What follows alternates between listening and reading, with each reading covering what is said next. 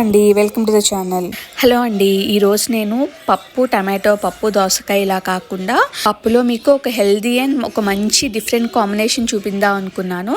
ఏం లేదంటే ఫస్ట్ పప్పును ఉడకపెట్టుకున్న తర్వాత పసుపు కారం జీలకర్ర వేసి ఉడకబెట్టుకున్న తర్వాత మనం పోపు వేసుకోవాలి. పోపులో ఏంటంటే ఉడకపెట్టిన పప్పు వేసేస్తాం కదా, వేసేసుకున్న తర్వాత తగినంత సాల్ట్ వేసుకోవాలి. ఇప్పుడు మనం ఎండు కొబ్బరి అవైలబుల్ ఉంటే ఎండు కొబ్బరి, అలాగే లేదా ఫ్రెష్ కొబ్బరి ఉన్నా సరే ఫ్రెష్ కొబ్బరి తురుము వేసుకోవాలన్నమాట. నా దగ్గర ఎండు కొబ్బరి తురుము ఉంది కాబట్టి ఎండు కొబ్బరి తురుము వేసుకున్నాను. పప్పు కొబ్బరి కాంబినేషన్ అయితే సూపర్ అండి, చాలా అంటే చాలా బాగుంటుంది. నేను ఫస్ట్ టైం ట్రై చేసినప్పుడు అయితే చాలా బాగా నచ్చింది నాకు. నేను ఎలా చేశారా అడిగి నేర్చుకుని ఇప్పుడు వండుతున్నాను.